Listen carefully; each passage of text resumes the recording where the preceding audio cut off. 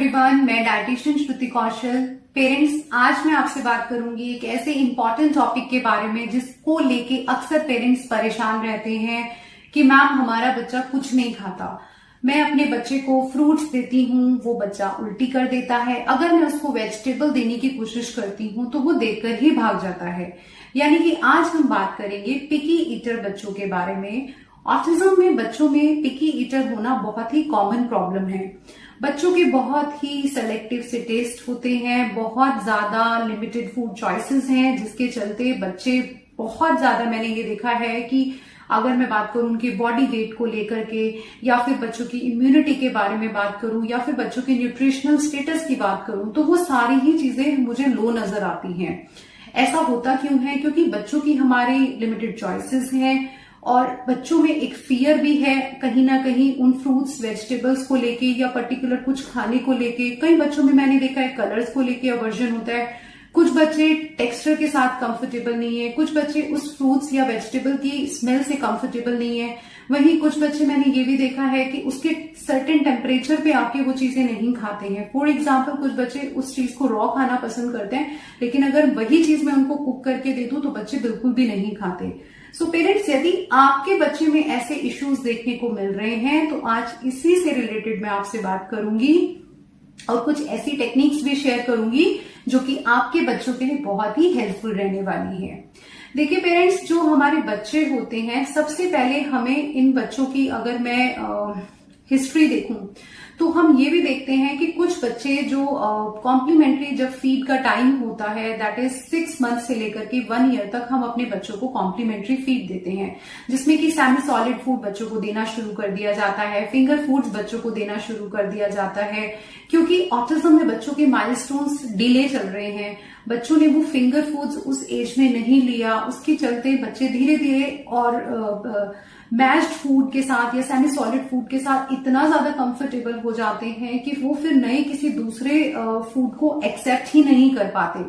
So parents, इसमें हम सबसे पहले क्या करते हैं, अपने बच्चों को कोई भी नया फ्रूट इंट्रोड्यूस करने से पहले हमें बच्चों को कंफर्टेबल करना है साइड से। जी हाँ, हम कोई भी खाना अगर खाते हैं वो माउथ से बाद में खाते हैं, सबसे पहले हम उसको खाते हैं साइड से। यानी कि हमारे बच्चे अगर साइड से ही कंफर्टेबल नहीं होंगे तो बच्चे को माउथ में ले जाना is such a big task. तो वहां पे हम अपने बच्चों को साइड से कंफर्टेबल करेंगे। फॉर एग्जाम्पल, अगर आप किचन में खाना बना रही हैं तो कोशिश ये करें कि हम अपने बच्चों को कुकिंग में इन्वॉल्व करें, जैसे कि सैलेड बनाना। उसके लिए बच्चों के छोटे छोटे नाइफ आते हैं, उससे आप बच्चों को कटिंग चॉपिंग में इन्वॉल्व कीजिए। जब हम बच्चों को खाने की कमांड देने की बजाय बच्चों को कुकिंग में इन्वॉल्व करते हैं, बच्चों को पसंद भी बहुत होता है किचन में हेल्प करना। बच्चे वो चीजें करना चाहते हैं, उस तरह के प्ले करना चाहते हैं, उस तरह का प्रिटेंड करना चाहते हैं जैसे कि हम काम कर रहे हैं। तो उस केस में हम बच्चों को क्या कर सकते हैं कि सैलेड कट करवा सकते हैं। अब जैसे कुछ बच्चे क्यूकम्बर नहीं खाते हैं तो उस केस में हम क्या कर सकते हैं कि अपने बच्चों को क्यूकम्बर कट करवाएं। जब बच्चा साइड से और टच से कंफर्टेबल होता है तो धीरे धीरे बच्चा उसको खाने की भी कोशिश करने लग जाता है। इसी के साथ हम और भी क्या चीजें कर सकते हैं। अब जैसे फ्रूट्स होते हैं, कुछ बच्चे मैंने देखा है कि एप्पल मुंह से निकाल देते हैं या पपाया नहीं खाते हैं, वो जैसे ही मदर मुंह में डालती है तो बच्चा वॉमिट कर देता है। दैट मीन्स कि वो बच्चा उसके कहीं ना कहीं जो स्मेल इश्यूज हैं, ऑरल सेंसरीज इश्यूज के चलते वो बच्चा उससे कंफर्टेबल नहीं है, उस टेक्सचर से भी कंफर्टेबल नहीं है। तो इसके लिए पेरेंट्स हम सबसे पहले क्या करेंगे, एक जिपलॉक बैग लेंगे और उसमें वो एक फ्रूट वो डालेंगे जो बच्चा खाता है और दूसरा हमारा वो फ्रूट रहेगा जो हमारा बच्चा बिल्कुल नहीं खाता। आपने इन दोनों को एक जिपलॉक पैकेट में डालना है और बच्चे से मैश करवाना है। ये प्रोसेस हम कम से कम 8 से 10 दिन लगातार कराएंगे। धीरे धीरे हम उसमें टूथपिक की मदद से या निडल की मदद से छोटे छोटे होल करेंगे और फिर उसके बाद बच्चे को दोबारा से हम मैश करवाएंगे ताकि वो धीरे धीरे बाहर आना शुरू हो जाए।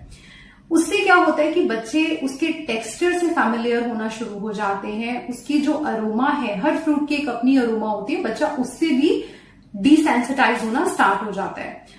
उसके बाद फिर जब हम बच्चे को ऐसा 10-15 दिन लगातार कराएंगे, फिर हम उसके छोटे छोटे कुछ पीसेस बच्चों को खाने के लिए ऑफर कर सकते हैं। कई बार तो हम जब बच्चों को ये चीजें कराते हैं तो धीरे धीरे बच्चा अपने आप ही उसको मुंह में डालने लग जाता है। ये भी हमने कई बच्चों में देखा है।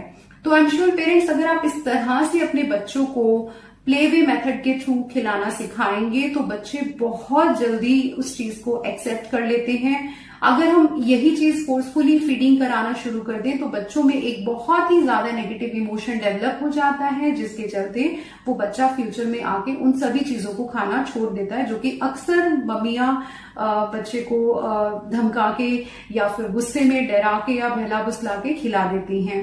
सो पेरेंट्स, ये हमें नहीं करना है। हमें बच्चों के साथ बहुत ही जेंटल अप्रोच रखनी है ताकि मेरे बच्चे के उस खाने के साथ एक हेल्दी इमोशन डेवलप हो। इसी के साथ मैंने ये भी देखा है कि कुछ बच्चे जो होते हैं टेक्सचर से या कलर से अवॉइड करते हैं, तो हम वहां पे बच्चों को सेम कलर की चीजों के साथ सेम जो अदर टॉयज होते हैं बच्चों को साथ साथ बच्चों को लगा के हम कलर वाइज गेम्स खिला सकते हैं। जैसे कुछ बच्चों को होता है कि ग्रीन कलर की सब्जियां पसंद नहीं आती, तो वहां पे हम क्या करते हैं कि बच्चों के लिए घर में ग्रीन डे बना देते हैं कि बच्चों को ग्रीन टॉयज लगा दिए, साथ में ग्रीन एक वेजिटेबल भी लगा दी। हमने बच्चों को उस तरीके से खिलाना शुरू किया तो वो बच्चा उस साइड से कंफर्टेबल हो जाता है और उसके टच से कंफर्टेबल हो जाता है, तो वहां पे काफी हेल्प होती है बच्चों को जो स्पेशली ग्रीन कलर की वेजिटेबल्स को अवॉइड करते हैं। सो पेरेंट्स, अगर आप इस तरह की ट्रिक्स बच्चों के साथ करेंगे, आई एम श्योर आपको काफी हेल्प रहेगी। इसी के साथ अगली वीडियो में मैं आपसे डिस्कस करूंगी कि बच्चों को अब किस तरह से खाना खिलाया जाए जब बच्चे हमारे साइड से और बच्चे उसके टच से फैमिलियर हो जाएं। तो उसके बाद जो नेक्स्ट टारगेट हमारा आता है दैट इज टेस्ट, कि अब टेस्ट के साथ किस तरह से बच्चों को डील किया जाए। पेरेंट्स, मेरा वीडियो पसंद आया तो मेरे इस चैनल को सब्सक्राइब कीजिए और इस वीडियो को ज्यादा से ज्यादा मदर्स के साथ शेयर कीजिए ताकि हम ज्यादा से ज्यादा मदर को हेल्प कर पाए। Thank you so much.